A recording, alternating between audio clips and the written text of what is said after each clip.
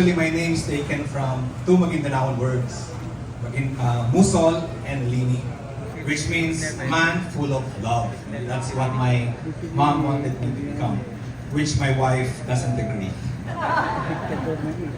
So magandang gabi po sa inyong lahat. It is truly a significant moment as we acknowledge the decision of Attorney Vic Rodriguez to run for senator last year. His candidacy reflects not only his commitment to public service, but also our aspirations and values as a nation. Let us take a moment to recognize the importance of this endeavor and the impact it can have on our future.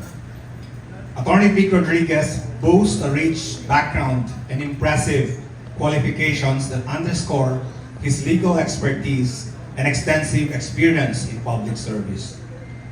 With many years dedicated to the field, he has developed a deep understanding of the law and commitment to justice.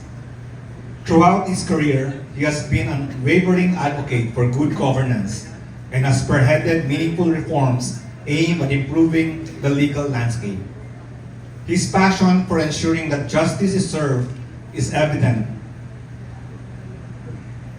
On one of the key reasons we support him, not only in BARM but in Mindanao, because his commitment in improving the lives of the Filipino people. He has a proven track record that exemplifies integrity, dedication, and a deep sense of responsibility towards the Filipino people. His vision for the Philippines extends beyond mere words. He seeks to implement legislative reforms that prioritize transparency and accountability. His focus on fostering peace and security stands at the forefront of his agenda, clearly illustrating his aspiration for a better future for all of us. As we head into the upcoming elections, it is crucial to recognize the importance of electing leaders who are not only competent and trustworthy, but also possess a clear vision for the future. Attorney Vic Rodriguez embodies these qualities, making him an excellent choice of our electoral support. His leadership has the potential to bring about transformative change, shaping the course of our country's future in a positive direction. By endorsing him, we are investing in a leader who can truly make a difference. And I want to make this opportunity to reaffirm my strong support for Attorney Vic Rodriguez senatorial bid. I have unwavering confidence in his ability to serve our nation effectively. I also would like to express my heartfelt gratitude to all of you, your attention and commitment to our country. Our collective dedication to building a better future for all is what our country needs today. Maraming salamat po.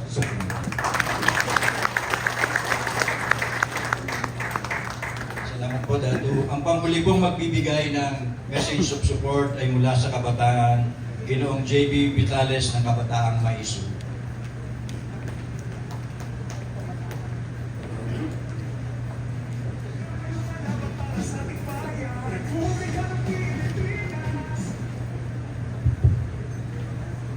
Naimbag ngabi kada kayo amin, or shall I say, good evening to each and everyone right here. Okay? My name is Jenny Vitales. I am currently SK Federation Treasurer of Binalonan, Pangasinan. Ito po ay hometown ng aming governor at ng congressman ng 5th District. And aside from that, I'm also proud to be a part of Maisu Youth as a leader. Sa ngalan ng lahat na maisug na kabataan, hindi lamang sa Luzon, kundi pati na rin sa Visayas at Mindanao, na nagkakaisa kami sa pagpapakita ng suporta at pagkilos upang mailuklok ang ating Senador, Attorney Vic Rodriguez. Buong hukbo ng kabataan or kabataang maisug ay handa na po upang samahan kayo dahil naniniwala kaming mga kabataan sa phrase na posible ang pagbabago para kay Attorney Vic Rodriguez, para sa kabataan, hindi lamang sa Maisu, kundi sa buong Pilipinas. Senator Attorney Vic Rodriguez, handa na po kami at buong-buo ang aming suporta sa inyo. Hindi lamang para sa bayan, pati na rin sa pagbabago at para sa kabataan. At sa target na 20 million, kasama mo po ang kabataan na magpapanalo sa inyo para sa nararapit na halalan. Maraming salamat at good evening sa akin. Thank you very much. And at this point, ladies and gentlemen, we shall now be moving on to the ceremonial, well, as a gesture of support to Hakbang ng Maisug and to Attorney Vic Rodriguez, the ceremonial signing at the pledge wall. Yung signing ng ating pledge of support kay Attorney Vic Rodriguez, nais ko pong tawagan ng mga kinatawan ng sektor na mula sa Urban Poor, Rex Mirano, mula sa business sector, Ma'am Virgie Monton at Sir Hebert, nandito po ba si Sir Hebert Magsing? At mula sa mga manggagawa, Attorney Vic, Attorney Jim, at mula sa mga magsasaka at mangisda, Ginoong Renato Quintero to Pagarap. Nice din po natin anyayahan si Attorney Vic Rodriguez. Isang masigabong palakpakan naman po para kay Senator Attorney Vic Rodriguez. Hindi mo masasaksihan ang pagpirma sa ating pledge wall bilang handa ng suporta sa Hakbang ng Maisug at sa ating pong Senator Vic Rodriguez.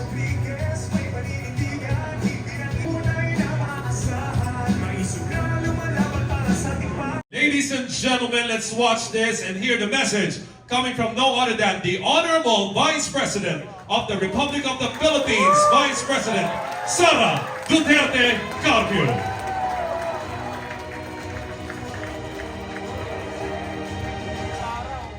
Assalamualaikum warahmatullahi wabarakatuh. Madayaw ngayong adlaw kaninyong tanan. Magandang araw sa inyong lahat. My warmest greetings to the men and women behind Hakbang ng Maisog who are gathered today in the spirit of solidarity and love of country. Let me thank you for your commendable display of unity in tirelessly rallying for genuine transformation, underscored by our shared democratic principles and deep regard for the welfare of our kababayan. With your brave and tireless dedication to the noble purposes of the Maisog movement, it is my sincere hope that together we can advance justice for the underprivileged and work towards the vital task of fostering a brighter future for our nation. Ang pangako ng pagbabago ay nangangailangan ng patuloy na pagsisikap. Sa harap ng mga hamon, doblehin natin ang ating dedikasyon sa paglilingkod sa mga komunidad na kulang sa serbisyo. Lubos ang aking pasasalamat sa inyong dedikasyon sa bayan at suporta sa mga advokasya ng tanggapan ng Pangalawang Pangulo. Sama-sama tayong magsusulong ng mas matatag na sambayanan para sa makabuluhang pagbabago. Ang lahat ng ating ginagawa ay para sa Diyos, sa bayan at sa bawat pamilyang Pilipino. Syukran. Syukran. Maraming salamat po, Madam Vice President Sara Duterte Carpio.